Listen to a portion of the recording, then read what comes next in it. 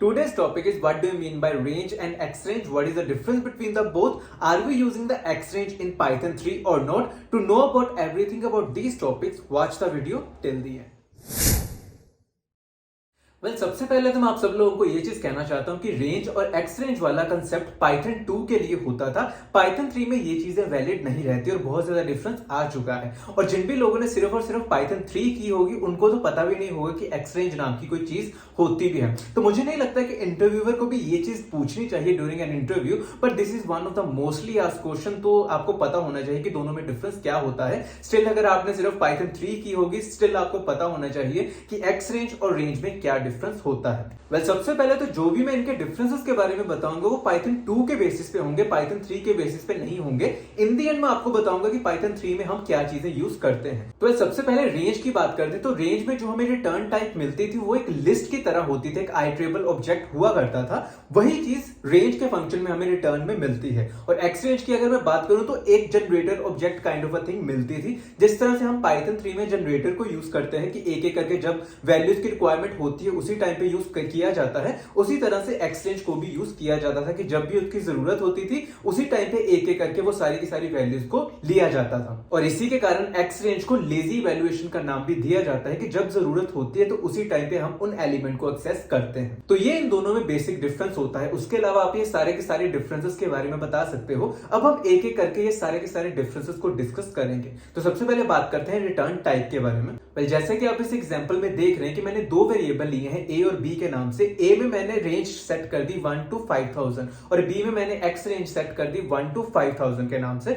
और उसके बाद मैंने दोनों के टाइप को प्रिंट करवा कर देखा। तो पहले वाले केस में मुझे लिस्ट मिलती है और दूसरे वाले केस में मुझे एक्स रेंज का एक ऑब्जेक्ट मिलता है। तो ये इन दोनों जो भी ये चीजें रिटर्न करते हैं इन दोनों की रिटर्न टाइप होती है। Second point is memory consumption. तो जैसा कि हम सबको पता है कि लिस्ट जो होती है वो जनरेटर से ज्यादा मेमोरी ऑक्यूपाई करती है, क्योंकि जनरेटर में जब हमें उसकी रिक्वायरमेंट होती है उसी टाइम पे हम उन चीजों को यूज कर सकते हैं। लेकिन लिस्ट के केस में वो सारी की सारी चीजें वहीं पे रहती हैं, जिसके कारण लिस्ट जो होती है वो ज्यादा मेमोरी ऑक्यूपाई करती है। अब इसको हम किस तरह से प्रूव कर सकते हैं? By using this example. तो जैसा कि आप इस एग्जांपल में देख रहे हैं कि मैंने दो वेरिएबल को डिफाइन किया, उसके बाद मैंने गेट साइज ऑफ वाला फंक्शन यूज किया ताकि मुझे दोनों का साइज पता चल सके। और इन दी एंड मैं देख पा रहा हूं कि मेमोरी कंजप्शन यूजिंग रेंज बहुत ही ज्यादा है as compare to x range. तो इस तरह से आप प्रूव कर सकते हो कि मेमोरी कंजप्शन के मामले में एक्स रेंज ज्यादा बेटर है as compare to range. Next point is speed. अगर हम ये चीज की बात करें कि एक्स रेंज या फिर रेंज में से फास्ट काम कौन करता है, तो एक्स रेंज काफी ज्यादा फास्ट होता है as compare to a range.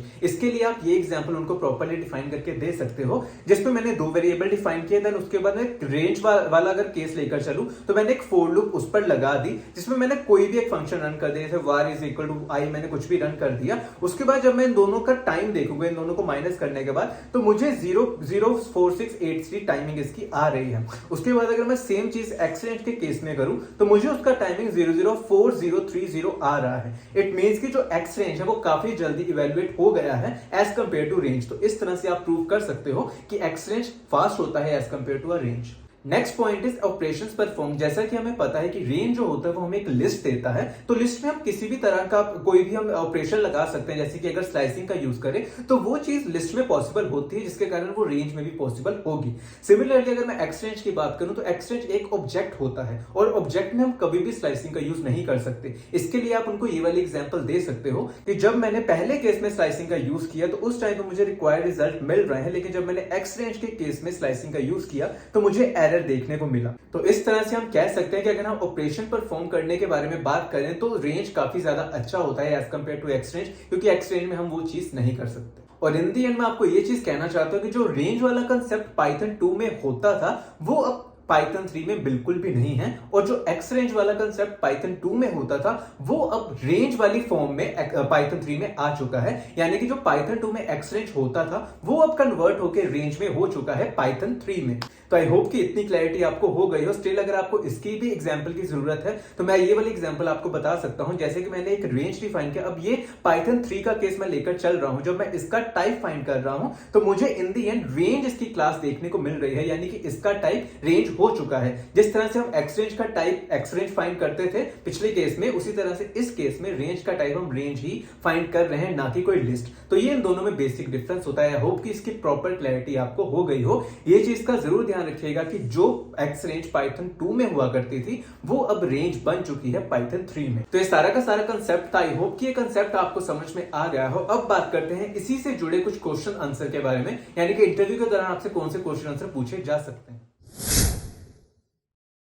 तो सबसे पहला क्वेश्चन है what is the difference between a range and an x range. तो जो भी मैंने ये सारे के सारे पॉइंट्स आपको बताए थे, मुझे नहीं लगता कि इनको फिर से एलैबोरेट करने की जरूरत है। जब आप इसको पढ़ेंगे तो आपको समझ में आ जाएंगे। तो यही सारे पॉइंट आपको ड्यूरिंग द इंटरव्यू बताने की जरूरत होती है।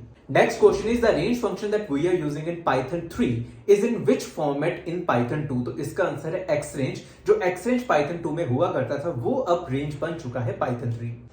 नेक्स्ट क्वेश्चन जो भी मैंने आपको पॉइंट बताए थे इन्हीं के बेसिस पे पूछे जा सकते हैं, जिसमें से सबसे पहला क्वेश्चन हो सकता है on the basis of memory which is better range और X range, on the basis of execution speed which is better range और एक्स रेंज, और on the basis of operation perform which is better range और X range. तो इसमें आप ये सारे के सारे आंसर उनको उस दौरान बता सकते हो। वेल, तो ये सारे के सारे क्वेश्चन थे जो कि इस टॉपिक के बेसिस पे पूछे जाते हैं। आई होप कि आपको इसकी प्रॉपर क्लैरिटी हो गई हो। स्टिल अगर आपका कोई भी डाउट रहता है तो आप उसको कमेंट सेक्शन में जाकर जरूर लिख सकते हैं। इसी के साथ आज के लिए बस इतना ही। फिर मिलते हैं अगली वीडियो में। धन्यवाद।